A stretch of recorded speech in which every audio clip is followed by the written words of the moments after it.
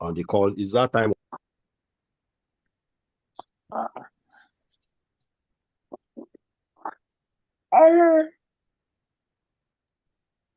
Okay, yeah, it's that time of the month again for our flagship, the technical section. We pride ourselves as the modern district, and I'm sure we have been living up to that billing. This month will not be an exception. We have in our midst, as usual, another professional erudite scholar that will share with us from his wealth of experience on a topic. The topic we are discussing this afternoon is organizational management, understanding the nexus of corporate governance, risk management, and internal controls. Organizational management, understanding the nexus of corporate governance, risk management, and internal controls. Our speaker today is Mr. Ayodo Ogunba, FCA. Is one of us, a senior colleague in the profession, a senior member of the district, and that is what we always pride ourselves with. Say we have quality members, and we can hold that can hold their own anywhere and anytime. So without wasting any more time, I'll quickly try to set some ground rules, as the chairman has been emphasizing, for us to have a good session. Let us endeavor to mute ourselves when we are not talking.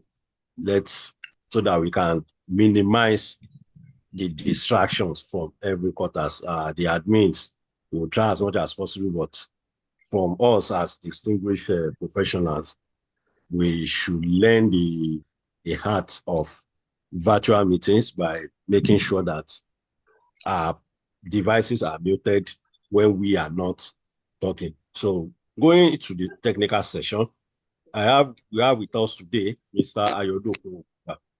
He is a trained accounting graduate from the Federal Polytechnic Ilare, Ogun State. He also holds an MBA degree, specializing in marketing from Lagos State University, with 25 years cognate post-qualification experience in banking, auditing and internal controls design and review. He is seasoned and brings valuable experience to the team. He's a fellow of the Institute of Chartered Accountants of Nigeria and the Chartered Institute of Bankers of Nigeria, an associate of Chartered Institute of Taxation, CITM, and Nigerian Institute of Management. Also a member of the Institute of Internal Auditors. At different stages of his career, is so to say, is widely traveled in the profession. He has worked in various managerial capacities in various industries, hospitality industry, that was BJ's Hotel, sales and services, Pewara, auditing firms, including a Big Four, PricewaterhouseCoopers, in the banking sector, Cooperative Bank, which is now FCMB, the capital market as well, Intercontinental Capital Market. He also worked in the oil and gas industry, Chevron Oil Nigeria PLC, before he returned to practice. He is the CEO of Balance Professional Services Limited, a financial consulting outfit that specializes in accountancy, assurance, taxation, secretarial, and consulting services. He has his offices in Lagos, Port Harcourt, and Abuja. My guy is married to a chartered accountant as well, and they are blessed with children. He likes to swim in his leisure and play table tennis. He plays piano also, play chess, and loves making new friends. I want us to join me in welcoming our senior colleague, our speaker for today, Mr. Ayodo Ogunba. Can we just unmute for a while to welcome him and let's make him feel the IGDS welcome. Welcome, sir. Welcome, sir. Welcome, sir. You're welcome, sir. You're welcome very much. You're welcome, sir. Okay, Thank you very much. Thank you I will very yield much. the floor. Welcome, sir. I'll yield You're the welcome, floor sir. to you, sir, for the next 40 minutes. He's going to share with us from that topic, understanding the nexus between corporate governance, risk management, and internal controls. So afterwards, we'll have a question and answer session. But as we go, if you have any question, kindly use the chat box so that some of those questions he can actually take them while he is delivering the paper. So I give the floor to you, sir. Thank you very much, sir. Thank you very much, my brother and friend, professional colleague, Mr. Olusegun Ishola. Process check, please. Can you hear me clearly? Perfectly, sir. Okay. Yes, please. Thank you. Loud and clear, yeah. All right. Okay, so season's greetings to you, my professional colleagues and friends. I'm privileged and happy to be given the opportunity to be of service to our model district, the Ilupeju Bagada District Society of our institute, the Institute of Chartered Accountants of Nigeria. Before I proceed, of course, I need to pay homage to whom homage is due without wasting time, because I know 40 minutes is now 39 minutes. I say greetings to the chairman of the Lupeju Bagada District Society, my brother and good friend, Alhaji Dr. Kolawole Fatai Bisiriu, FCA, and the indefatigable team of ESCOs that have been running the affairs of this wonderful district. I cannot but pay homage also to one of the immediate past president of the district, who I see is also in attendance, my Ebon, Mr. Gbenga Omidi, GFCA. Yeah, welcome, sir. I will stand on all other protocols duly observed. Now, the topic that is before us is understanding the nexus of corporate governance, risk management, and internal controls in organizations. My background has been read out. I've been, in the, let me say, the back end, the support service of quite a number of organizations. And in the few years I've been around, I've seen a couple of things. Now, the words, they are distinct in every sense of the word, and there are catchphrases that can aptly represent, what we're talking about. But I will be sharing my slides in a few minutes. I try to define the respective words in the context in which they have been used, and then I dedicate a slide to bringing them all together to see the interconnectivity of those words, even though they are distinct in every sense of the word. I will be sharing from my personal experiences too, what I think the world of an internal auditor or somebody in internal controls looks like. And I will use some organizations I have worked in, without necessarily mentioning names, even though you may be able to depict, to talk about this, because at the heart of all of this, there are key things, that I'm trying to bring out in respect of that. So with the permission of the moderator, I will try to share my screen now.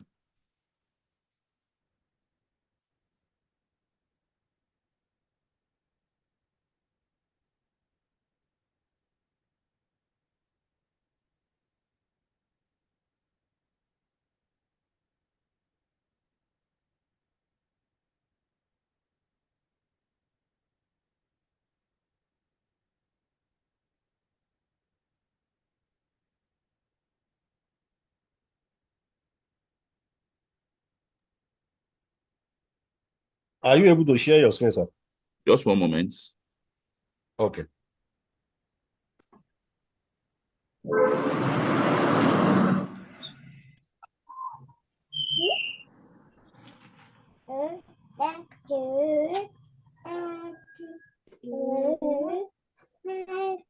Please, can you see my screen?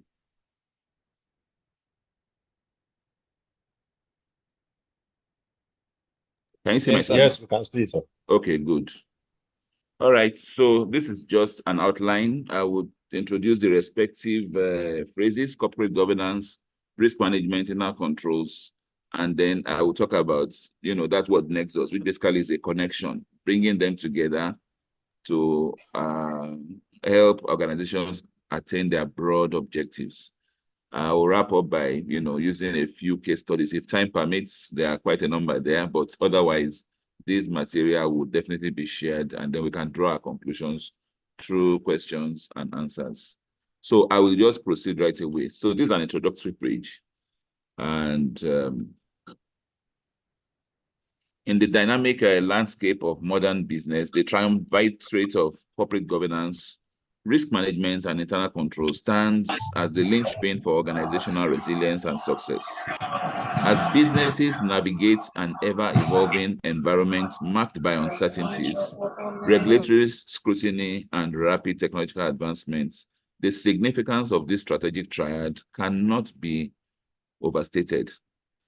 Corporate governance establishes the principles and practices that guide ethical decision-making, transparency, and accountability. It lays the foundation for a culture of integrity. I'm sure that sounds familiar. Ensuring that the organization is directed by a compass that aligns with its missions and visions. No doubt at this juncture, you've seen some keywords that shows you that this is for the top echelon of an organization.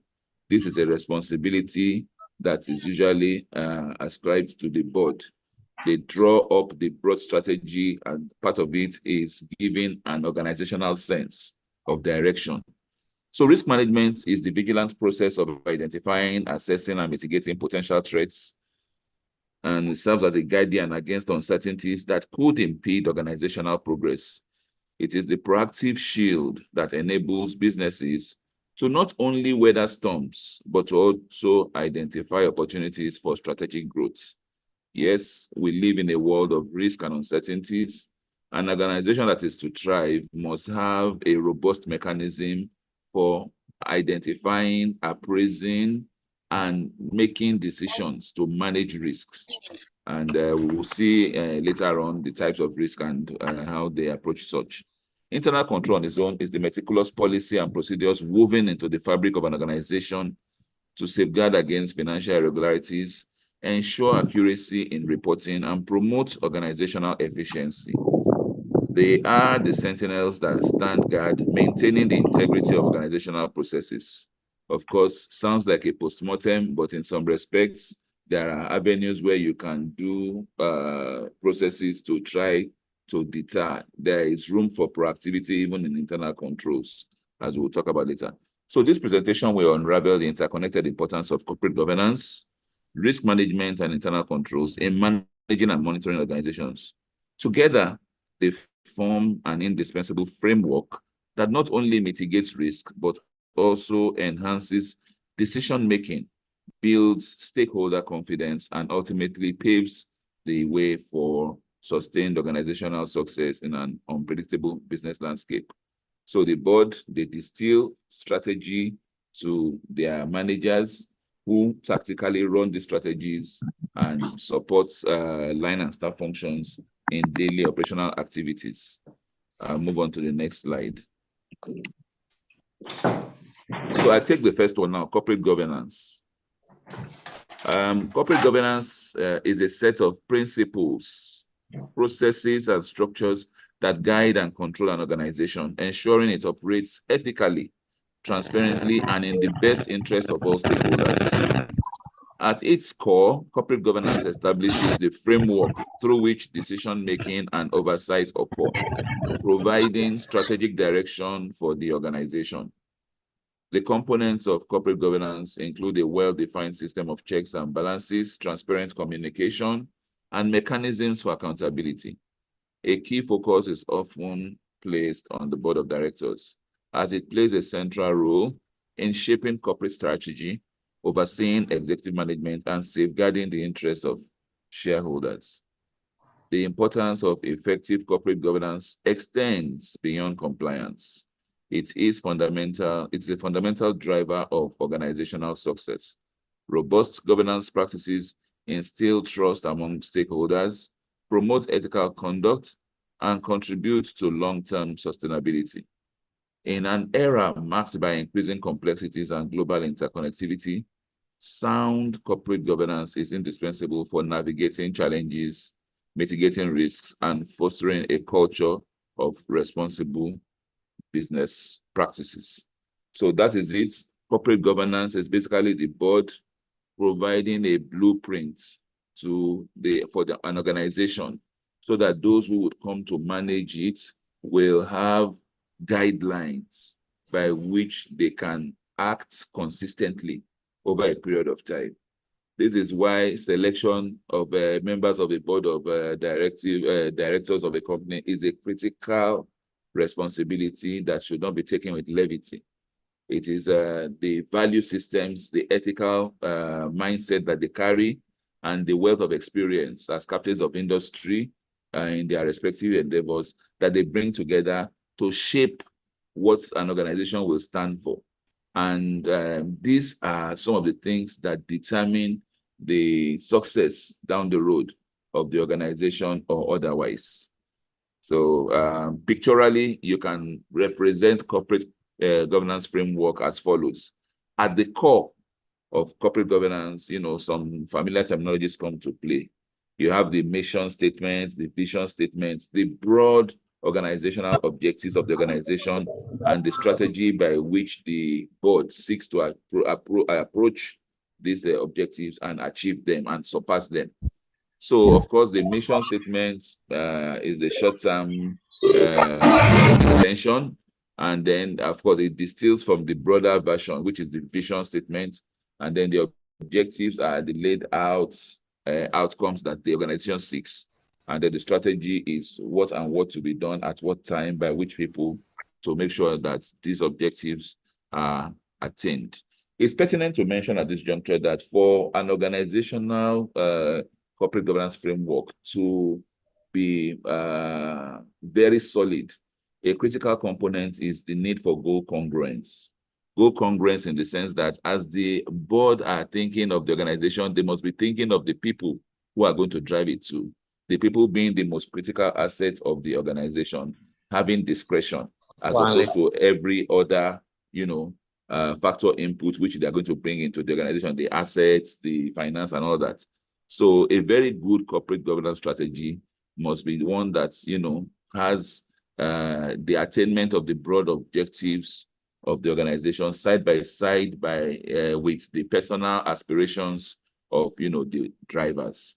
So at the outer core, you now have management board, supervisory board, and committees, which is a critical tool that the board uses. You have the finance committee, the internal audit committee, and the likes.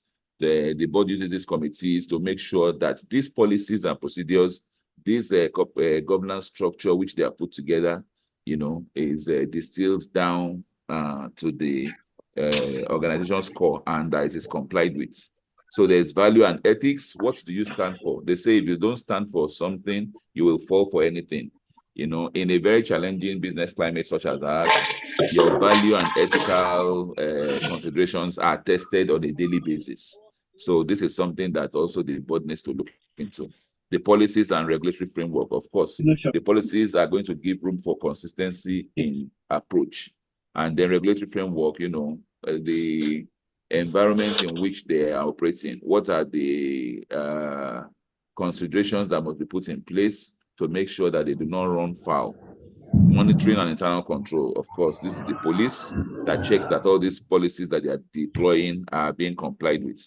And then the risk. So from this framework, you can see the interconnectivity of, the key phrases that we are looking at today.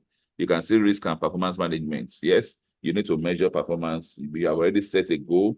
You need to see how people are achieving such goals. And if they are not, what are the reasons? And then you probably need to do a retrial and then review and see how to go at it again. And then transparency and accountability. So this is just a pictorial framework of what corporate governance entails. So I'll move on now. So why is corporate governance key? As I mentioned earlier, the purpose of corporate governance, according to FRC, is to facilitate effective entrepreneurial and prudent management that can deliver the long-term success of the company. consider the following list as notable importance, important aspects of corporate governance. So ethical conduct, people must live above board. Their yes must be their yes, their no must be their no. They must play fair in all respects. Stakeholders trust. The organization we're talking about is an abstract. When whatever name you ascribe to it, it is the people that give life to it. So you must be trusted in the respective positions that you man and do what is appropriate in the interest of the organization. Strategic decision making. You must have an idea of the end in sight. You know, it's a journey, it's a continuing journey. A key objective of organization is business continuity. More way to put it, that the company wants to be there to grow, to expand, and to create wealth. So if you must do that, then there's a need for strategic thinking to look at the internal and external environment of the organization and ensure that all the things that should be brought to the fore are considered. So we talked about risk management earlier, and then financial stability. This encompasses a lot: financial management, liquidity management, and the likes. These are all aspects of corporate governance. Then there's compliance with regulatory framework. Organizations do not exist in isolation. There are regulators to be satisfied. They will come in from time to time. So within your rank and file, you must have a unit that is ensuring that you comply in all material respects with the regulators' requirements. Accountability, numbers in themselves don't mean much. The numbers need to be real. They need to be as close as possible and accurate to the realities of the organizations. So people will take responsibility for putting those numbers together. And then from those numbers, there will be inferences, and those inferences are the things that will guide decision-making. The last but not the least is long-term sustainability. Sustainability is a new buzzword now, it's a trending word. Of course, the reason being so because the objectives of an organization are not in isolation. There are threats to it. So it is appropriate to see, what those threats are and see how you can mitigate them to make sure that the objectives of the organization are met. Okay, so much now for corporate governance. Let's go to risk management. Risk management is a process for identifying, understanding, and responding to hazards that could harm your company. The process encompasses risks of all sizes, both internal and external. From internal war down to a simple tripping hazard, you can apply risk management principles to manage and minimize the impact of risk on your people, your assets, and your operations. So some of the most common types of risk include financial risks, such as bad investments or unpaid invoices, operational risks, such as equipment failure or theft, strategic risks, which include market shifts or declining customer demands, compliance risks, such as CAMA violations or discrimination lawsuits, reputational risks that harm the people's opinion of your company, global risks due to political unrest, cultural differences, and natural disasters. And the list goes on. In Nigeria, you have political risks. We thought we were done with the elections, but you can see that the election is still going on in some states in Nigeria. We are seeing different things. So risk is ever present with us, and it is amorphous in nature. So you need to have a model, and you can see just by the side there, the model for identifying, analyzing, mitigating, managing, and reviewing and tracking risks. So risk, again, there are diverse classifications you can give to risks. Some risks can be managed, some are unmanageable. So if you have theft, for instance, yes, you can take steps to try to mitigate that. But when you have force majeures or acts of God, things that are like maybe earthquakes and the likes, you're just going to have to live with it and cut your losses and run on. Sorry, Yomi Ayodabo is raising his hand. Do you want to make a remark? Yes, thank you so much, sir. I was just wondering if you can project this in presentation mode so that we can see it better. Okay. Oh, so sorry. Thank you, sir. Sorry. I'm so sorry. Wonderful. Thank you, sir. I'm so sorry. I'm so sorry. Sorry about that. Okay. Thank you for that, Mr. Ayedabo. Okay, so that's the framework for risks. This is applicable to organizations, to countries, to even individuals. The model is a principle, so it means it has been tried and tested. You need to identify the risk. If you cannot identify it, then that's a problem. You analyze it to see the dimensions, the dimensions of the risk. Is it a standalone or is it a risk leading to another risk? Then what are the mitigants that you can introduce to ameliorate or eliminate, such risks? Then the management of the risk. You need a risk management listing, within an organization.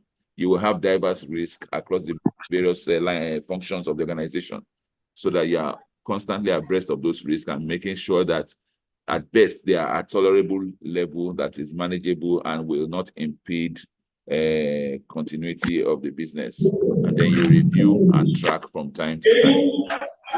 All right. So the last of the triad is internal control.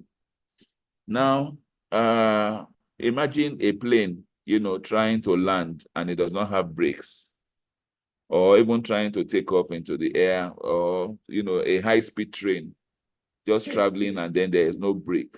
There's no brake mechanism, or the brake mechanism fails. That's the analogy I like to draw when I'm describing internal controls. So we are familiar with the words prevention, detection, and then deterrence. So internal controls are basically policies, procedures, and mechanisms implemented within an organization to safeguard assets, ensure accuracy in financial reporting, and promote operational efficiency. So they provide a structured framework to mitigate risks and maintain the integrity of an organization's operations. A company's internal control system should include the following components, among others. The list is not exhaustive. So there's a control environment. A control environment established for all employees the importance of integrity and a commitment to revealing and rooting out improprieties, including fraud. So a board of directors and management create this environment and lead by example. So you can see how corporate governance is now coming into internal controls. Management must put in place the internal systems and personnel to facilitate the goal of internal controls.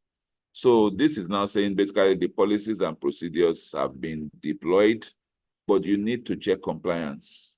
You need to check compliance both at local, regional, and international level. I'm sure we are all very familiar with the issue of Sarbanes-Oxley, in the US, where, some directors felt, board of directors felt that, at the corporate headquarters, they really didn't have much to do with, control breakdown or failure in remote subsidiaries. And, that brought down an organization, and that act had to be enacted subsequently. So it's what we are talking about here again. Controls are very, very essential to ensure that, to a large extent, with the best of intentions, all the policies and procedures that have been put in place by an organization are being complied with. And where there are exceptions, a remediation plan is drawn out to quickly address timelines of implementation of those controls and take other such necessary actions as to ensure that, the directors can get comfort that the policies and procedures they have deployed, are working well in all the locations they have deployed to. So risk assessment is a company must regularly assess and identify the potential for or existence of risk or loss. Based on the findings of such assessments, added focus and levels of control might be implemented to ensure the containment of risk or to watch for risk in related areas. So the monitoring now, a company must monitor its systems of internal controls for ongoing viability.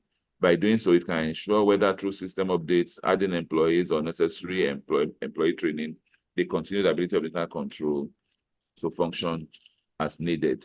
This is a very critical one. You know, like we mentioned earlier, the nature of risk, it is ever changing. You can imagine the kind of fraud that the rate of fraud, you know, particularly bank account related fraud that we have these days. You see that these hackers, well, they are getting more sophisticated by the day. Every day we read from our various apps, you know, the very unsavory stories of people that lose money to them. And of course, the ethical people are also deploying new technologies to help us to be safer with our devices and the likes. But it's a tug of war. It's an ongoing war. So an organization must review the adequacy, the continued relevance of, you know, controls put in place. Because the people who want to beat these controls, they are at work day and night, looking at how they can do system bypass, how they can do a whole lot of things to bypass those controls. So eternal vigilance is the key word I think should be mentioned here. Then another critical aspect of internal control is information and communication. Very, very critical. You know, solid information and consistent communication are important on two fronts. Firstly, for clarity of purpose, people need to know what is expected of them, and roles can set the stage for successful internal controls. Second is facilitating the understanding of and commitment to take steps to take steps to help employees to do their jobs more efficiently. Then control activities. These pertain to the policies, processes, and other courses of actions that maintain the integrity of internal controls. At this juncture, I want to just say one or two things. From all that has been said, for be it corporate governance, risk management, internal controls, the tone at the top in an organization is very critical. It's probably the most critical thing. The disposition of the leadership of an organization, particularly the board, is very, very critical. I had the privilege of working in a multinational, and I worked there for 3 years. And I worked in let me not say, after the multinational, I worked in a company, let me say a regional company too, but not exactly a multinational, subsequently for another 3 years. And I could see the difference. There is an attitude towards internal controls or internal audit. It is usually seen as a postmortem. But if you get to multinationals or top-notch blue chip organizations, it is a key department. So that is the reason why when I was working for maybe a Nigerian company, my office as the internal controller of the organization was put in the boys' quarters, very obscure, away from where the real activities of the business was taking place. And on some days, they could even forget that maybe there's somebody called internal audit. It shows the disposition, you know, to that function, as opposed to an organization where I worked, where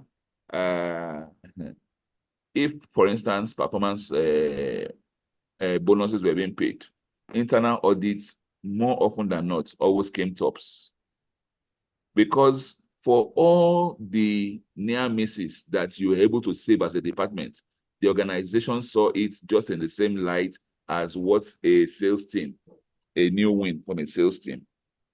And, you know, they basically celebrated it and showed that, look, when you make a find, it's a major issue. It's something that, you know, even in your small desk, you will see all the top bosses are copied. And then, of course, because of that mindset, the entire organization know that the culture in this organization is such that ethically they stand tall. From a risk management perspective, they are not ready to take chances, and internal controls, they are quite strong on it. So it's a very, very critical thing. The internal audit or control function of organization is supposed to be a proactive unit. The people there are sound in every respect, using every available tool at their disposal: SWOT analysis, financial models, you know, analytical tools, ratio analysis. and then going beyond even quantitatives, bringing out qualitative issues that will help an organization. If you are a very strong financial, auditing units, internal control units, when they look at your audit reports, they will see quite a lot of things that it will just look like you are saying, I told you so, I told you so. An organization can take on those things, address them, and save themselves a lot of risks, both financial and otherwise. So this is like a framework for internal control.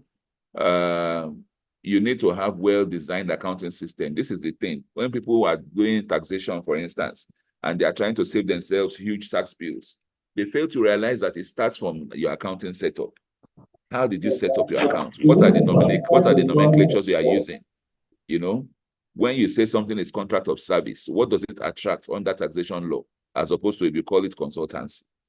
Then you need competent personnel, people that know, people that have experience, that have what it takes to do the job.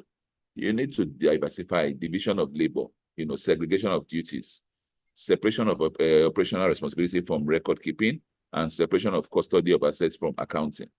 You also need supervision, as a second layer to ensure that your policies and procedures are adhered with.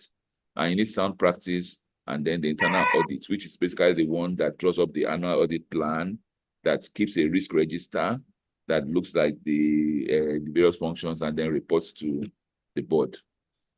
So with this all said, I now go to this particular page. This is the page where I bring everything together. This is the slide where I bring everything together.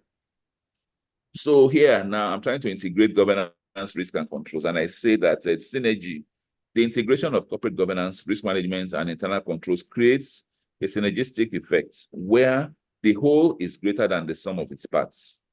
This synergy enhances the organization's ability to navigate challenges and capitalize on opportunities in a comprehensive and strategic manner.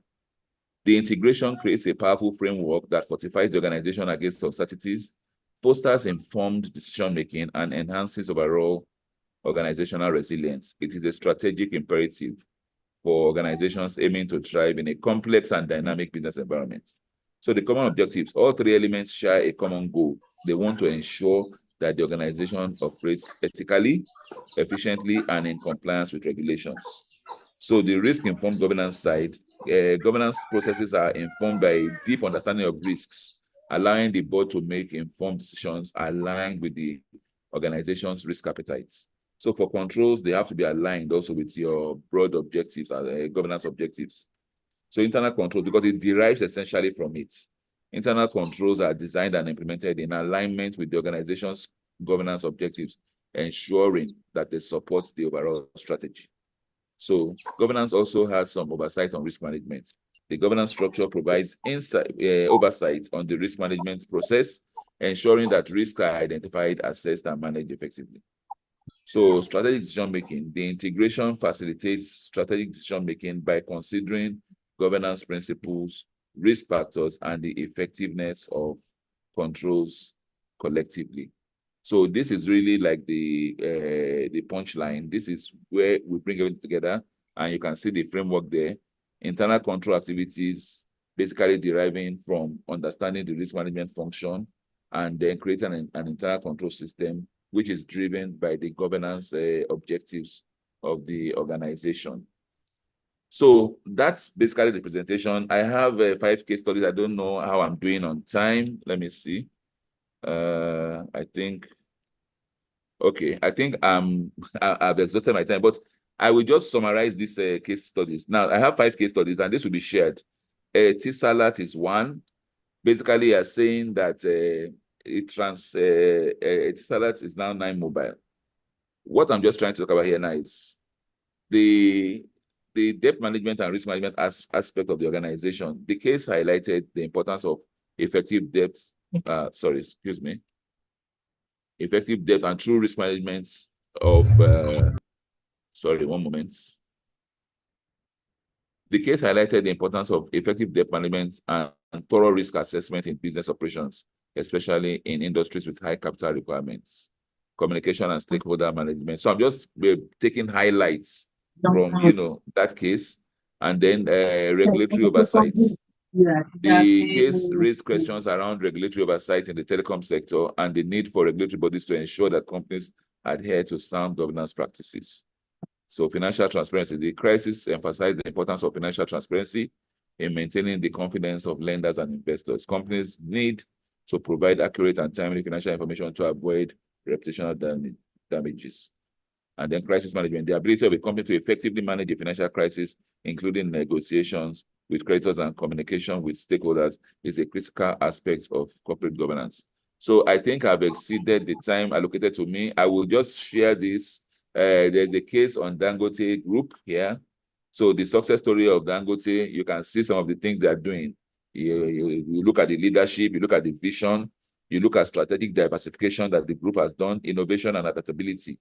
So I didn't limit it just to local companies. There is also GE Electric. You know, this company, anytime it's trying to go under, you see the US government always coming to its aid. Why do they do that? What do they have as an organization? What is the board doing? So you can read them up on governance, their risk management, internal controls. And last, okay, there's Wells Fargo also. This organization went under. Why did it go under? What were some of the things that ought to have been considered, which at a board level were left undone, and where did it lead to? Last but not the least is Microsoft. Of course, we know about this one. They are quite big on innovation.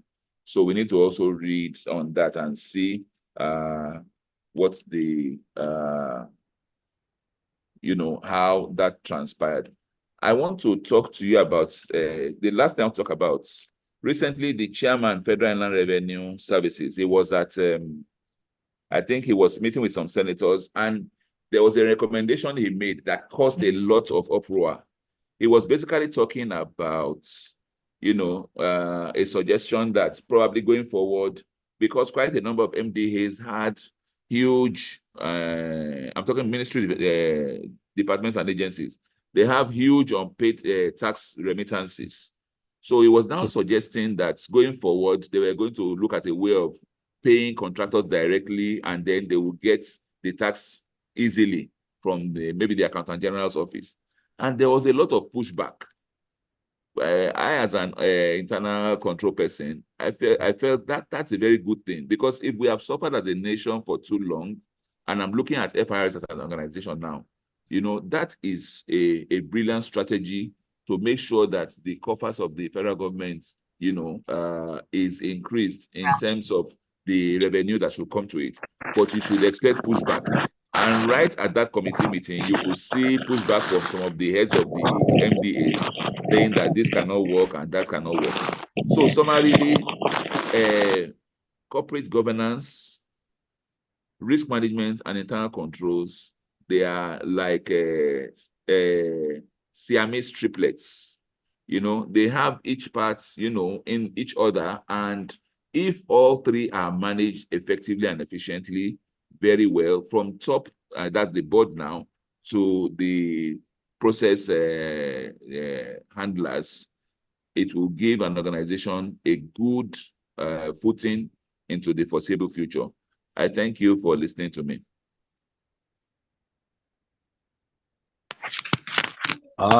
Thank you very much, sir. Quite appreciative. Can we appreciate our speaker for the day? Thank you very much, sir. Thank you very much. Thank you. Thank you. Thank you, sir. Thank you very much, sir. Thank you very much. Thank You are you very very much, sir. grateful. Thank you, sir. so much. The session was very insightful. Thank you, sir. Okay, so we'll quickly proceed to the question. Okay, it's fine. It's fine. We can mute ourselves. So let's do others through electronic mode. Let our application continue electronically. So we'll go straight to the question and answer session. If you have any question, kindly indicate by show of hand, raise your hand electronically, or if you want to send your question in the chat box, you are free to do so. But if you want to ask your question directly, you can raise your hand. Yeah, I can see Babatunde Fakule. So if you have any question, please raise your hand electronically. so that we give numbers and then we know how many questions we are having. Any other question? Okay, Mr. Babatunde Fakule, kindly ask your question. Yeah, thank you, my chairman. Please, I want to ask, why is this so difficult for these three concepts, the risk management, governance, and control, to be applied to Nigerian economy as a whole, the way we manage? Because if you look at everything now, you will see that these three concepts lacks in the management of the country's economy. And that's why we are having this problem. If we can have good risk management, control, and effective governance, Nigeria will be okay. So I don't know, why is it difficult that these three concepts cannot be utilized as looking at Nigeria as a company? That's my question. Thank you. Thank you, Mr. Batunde. Mr. Dokun, do you want to take them one by one or they ask questions together? Well, I can take the questions, then I'll answer them. Okay, all right. So, Tolulope, please ask your question. Okay, good afternoon, PCs, or good evening, PCs. Thank you very much for your time, sir. So my question, sir, is that what of your recommendation if internal control, if as management we realize that the internal control is quite weak, and then recommendations are given to the higher management, and then they are not like they are not adopted by the management. What is your recommendation for that kind of situation? Thank you, sir. Okay, thank you, Mr. Olawale Alabi. Your question, please. Yeah, but my question, I want to write on the question asked by Mr. Fakule. So I don't know how we can do it, how we can entrench, control and risk management in governance. There was a time a minister of the Federal Republic introduced something they call due process. So I don't know how Ican can collaborate with the government. I like the way Ican president started, when it came to office, when it comes to, talking to the government, talking to, the people in government, how things can be done. So please, how can Ican be an advocate of good governance in Nigeria? Thank you. Okay, yeah. Chima, please ask your question. Okay, thank you, sir. My question is, having listened to the presentation about creating a nexus between risk management, internal control, and corporate governance. My question is, to what extent is the Nigerian Code of Corporate Governance helping to create this nexus? If the Nigerian Code of Corporate Governance is going to be the reference point for us to do this, how well is that document achieving this? And again, is there any enforcement that comes from it when there's a breach? Thank you. Okay, I'll take the last one from Okelola Morufu.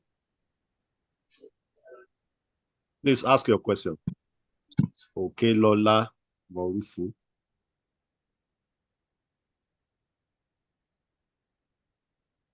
Okelola Morufu, please ask your question. Okay, if you are not ready. Okay. Good evening, sir. Okay, all right. Hello, sir. Going by Please the question by Mr. Babajide, how can the internal economy be strong and be strong in the Nigerian economy so that Nigeria will be okay for us? How can it be possible for Nigeria to be good? Thank you, sir. Okay, all right. Yes, sir. Okay, let's accommodate Kike Lomo and we'll go straight to the speaker for his response to the questions. Kike Lomo, your question, please. Good afternoon, sir. Hello, good afternoon, sir. Yeah, good afternoon. Yes, sir. Thank you. My question is on the internal control. I want to ask, is it compulsory that at every of your reports, you must be able to reflect the risk areas to the board? Thank you. Oh, okay.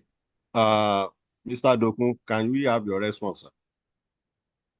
Okay, thank you very much. It looks like people are really concerned about Nigerian economy and internal controls. And Yes, okay, Fakunle started and said, why is it difficult to implement risk management, corporate governance, and controls in Nigeria?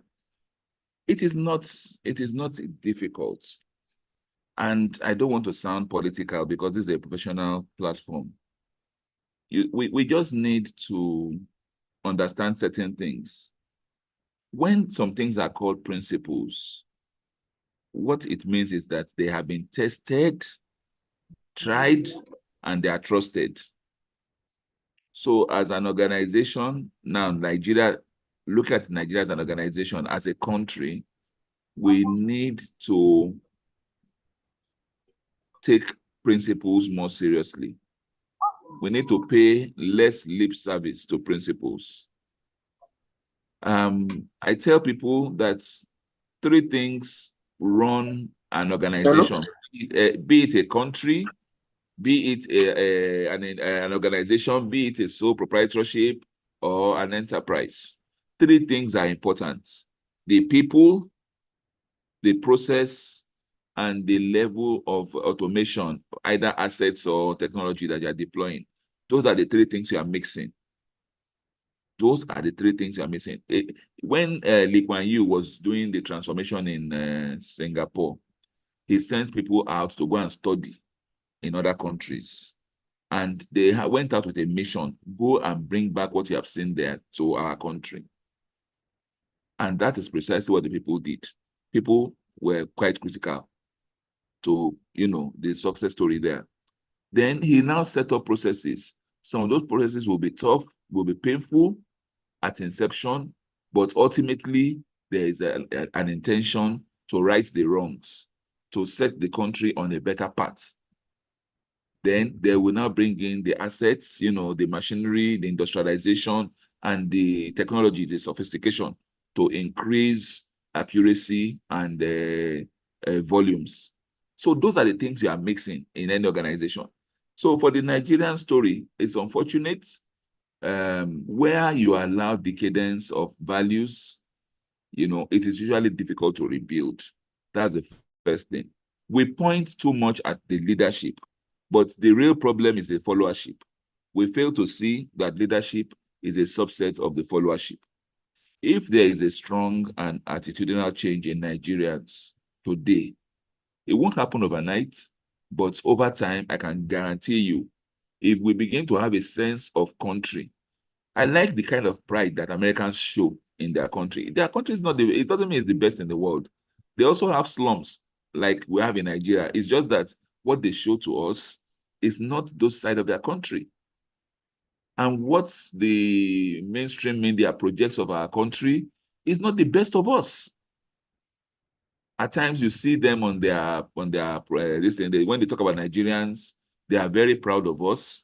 They appreciate the intellect and everything. But what do we feel about ourselves? So it's an attitudinal change, and we need focused leadership. All these things we're talking about, you can look at it. You can look at one organization and you find them missing. It is the same at the corporate level, at the country's level. It is the same at the continental level. So anyway you look at it, we just need dedicated leaders who must come out from the followership. You need strong followership, people that can call leadership to question when they are veering off, who can look at a model and follow it. But what you have mostly is that there are so many self-centered individuals, who are thinking of self. So I'm answering that of Fakule and Olawale, because Olawale is saying, how can Ican be an advocate? Ican is doing that all the time. We are always seeking, audience with government. We are always offering advisory to make sure that, we let them know that certain things are important. The records must be proper. The records must be straight. And then there are also economic principles that have been violated that continue to impede the state of the nation. So Ogunsiji said implementation not adopted. What should I do? As an internal auditor, what you should do is that you must make sure that your report includes all your representations and your recommendations. That's the most important thing you must do, and that it is received at the appropriate level. Once it is in your reports, if they do not do it, that is beyond you. It is when your risk analysis and everything fails to point to that risk, that is when you have an issue. So just make sure it is in your report. If they do not do it, you have a cycle, you have another cycle. At the next audit cycle, you need to check the remediation status of the earlier flagged exceptions. So if it is still there, you can increase the degree of severity. Maybe you put it as medium before, you can now make it high risk to show that you had seen it before and it is still there at the, at another audit cycle. So you are flagging it basically before the board. If you are able to do that, yeah, okay. Then there is Kike almost said internal controls. You must reflect the risk area. Audits, internal audits is a risk-based exercise. What you are trying to bring before the board is what are the risky areas. In the world today now, organizations have to be worried about quality control. They have to be worried about safety, health, and environment. They have to be worried about political risk within the organization. They have to be worried about the activity of competition. They have to be worried about imitation, people that are probably imitating their products. They have to be worried about finance risk. There's also cross-country risk. There is inflation risk, exchange rate risk. There is taxation risk. There is currency exchange risk if they are into importation. So all of these things, you need to look at what are the key risks of your organization. So you need to have a risk register that ranks the risk in the degree of severity. So that the organization, there are some risks that in addressing them, it will require financial impacts. It will require finance and all that. So they may not be able to address it, but can they do something about it? So it is important for you to make sure that the degree of, what is the risk? What is the exposure to the organization?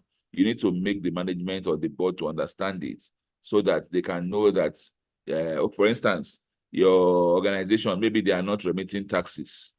What's the risk? They run a reputational risk there because by the time you are preparing your audited financial statements, it is a disclosure requirement if you are not filing returns. It's a disclosure requirement if you are running foul of any of those things. Beyond the reputational risk, they are going to pay interest and penalties. And then if they, God help them, if they have revised the tax laws and maybe there's some jail time for the MD, you need to let them know. So that's the risk. You need to bring this to the fore so that the organization can properly appraise it and do the needful. I hope I have been able to address.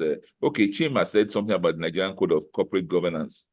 I don't know what document that is, other than our constitution, which basically says some of our rights and obligations and how efficient it is. You see, it is really just, it comes down to attitude as a people. Look at the Ministry of Interior. Look at the Ministry of Interior, and I'm rounding up now. We've said so much about the Ministry of Interior.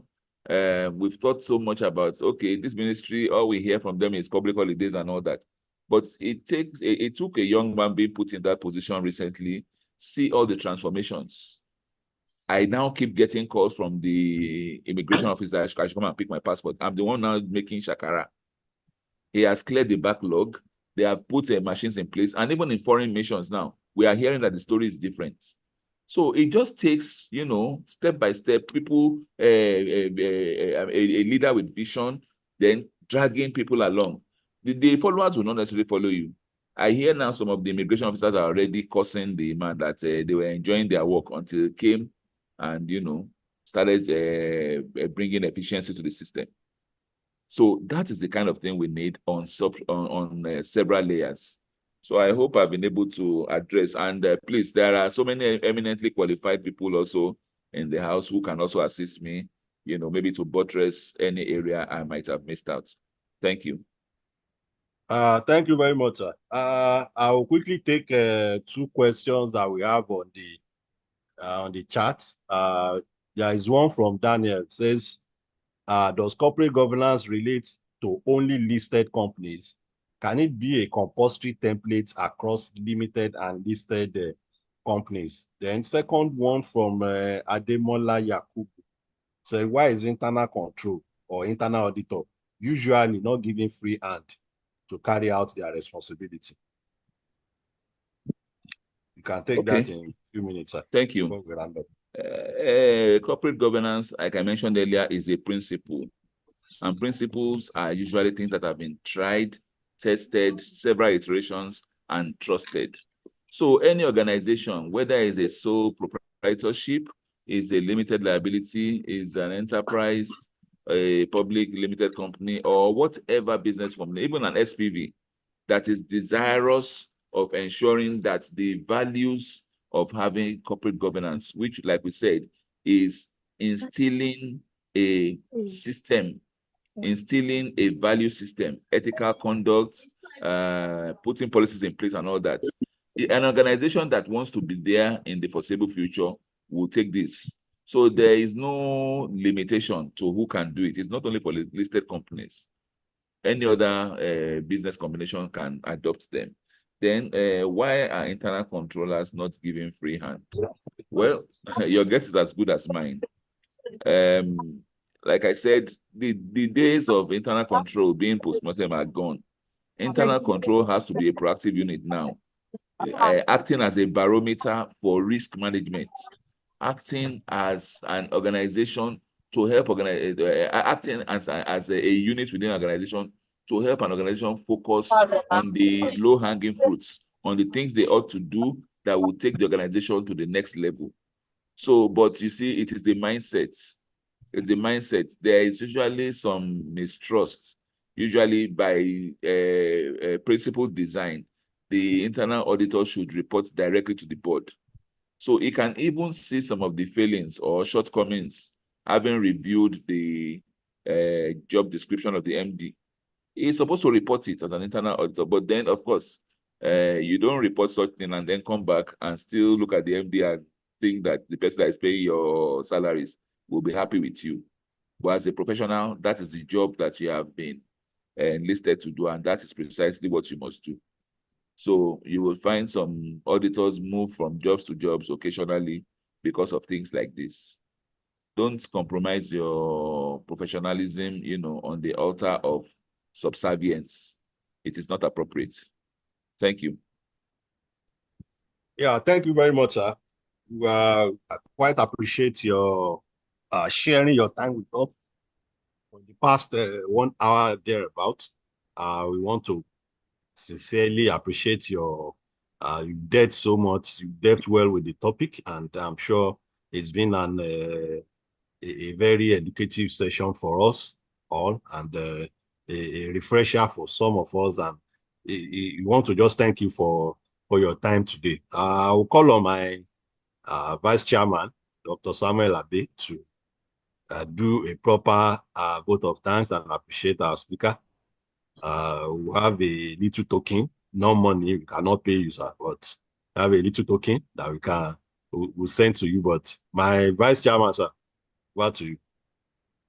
Yeah, good evening, professional colleagues. Good evening, participants on the platform. This is another great technical section delivered by our erudite member. He's one of our senior colleagues here, Mr. Yodokun Ogumba, FCA. I would like to express our gratitude to you for this good job done. Depth of knowledge and expertise demonstrated throughout the presentation to really showcase that you have the experience and everything relating to internal control and corporate governance. We really appreciate you. We look forward to more opportunity to tap from your wealth of experience. Thank you so much, and God bless you. Thank you for having me. I feel very privileged in the midst of my professional colleagues. I'm grateful. Thank you.